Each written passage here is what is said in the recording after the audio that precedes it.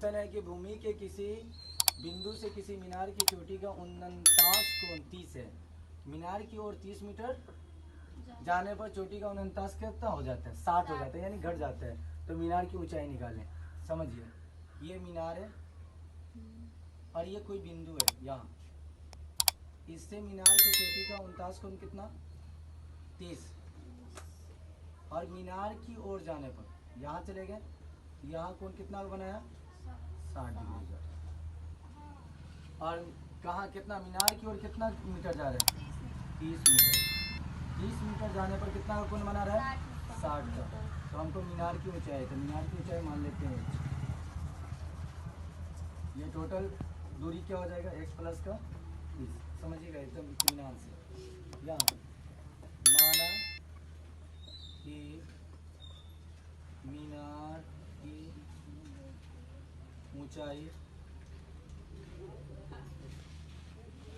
बराबर h metre. चलिए, इसमें दो A B C D, इसमें दो एंगल बन रहा है, दो त्रिभुज, एक A D B और एक A C B। तो पहले किस में लेते हैं? किसी में भी ले लेते हैं। पहले अगर हम A C B निकालते हैं, त्रिभुज A C B से एंगल C बराबर 60 डिग्री, एंगल C बराबर 60 डिग्री। चलिए, तो ये लंब दियो और आधार, लंब और आधार किसका अनुपात है? लंब और आधार tan का।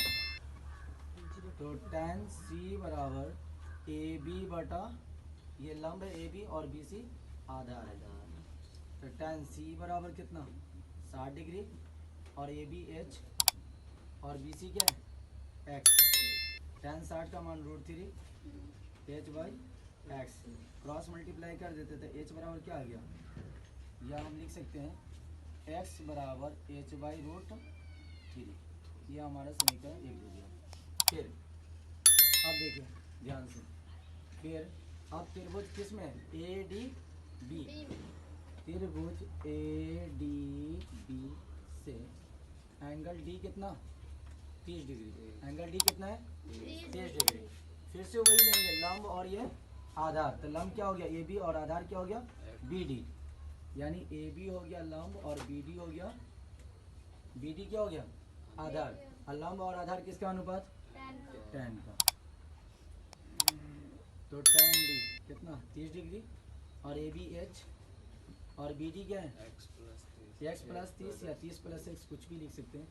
x प्लस 30, tan 30 का मान 1/√3, tan 30 का मान 1/√3 और h बटा x प्लस 30 तिरछा गुना कर लेते हैं। क्रॉस मल्टीप्लाई करिए, इसको इससे, इसको इससे।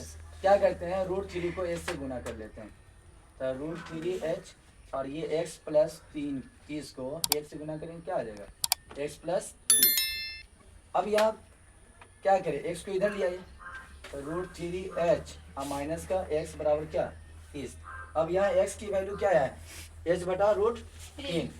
तो हम x की जगह पर क्या लिखेंगे? h बटा √3 बराबर कितना? 30। यहाँ पर हम लिख सकते हैं क्योंकि x बराबर h बाई क्या है? √3। चलिए, अब यहाँ क्रॉस मल्टीप्लाई, इसको इससे, इसके नीचे कुछ नहीं तो एक, और एक √3 का एलसीएम क्या होगा? √3। ये हो जाएगा, √3 को √3 से गुना करेंगे, 3 क्या? रूट से रूट कैंसिल, तो 3h और माइनस का √3 एक बार में, तो एक को इससे गुना करेंगे तो क्या होगा? h। अब बराबर कितना? 30। यहाँ क्या बचेगा? 3h में से एक h जाएगा तो 2h, √3 बराबर 30। अब क्रॉस मल्टीप्लाई फिर से, या फिर हम ये कर सकते हैं कि h यहाँ लिखेंगे 30 गुना, और 2 बटा √3 है, तो जब इधर में गुना में होता है तो उधर में जाता है तो भाग में, मतलब पलट जाएगा। तो √3 बटा 2 से कट जाएगा कितनी बार में? h बराबर कितना आ गया? 15√3। तो हम लिख सकते हैं कि अतः मीनार की ऊंचाई,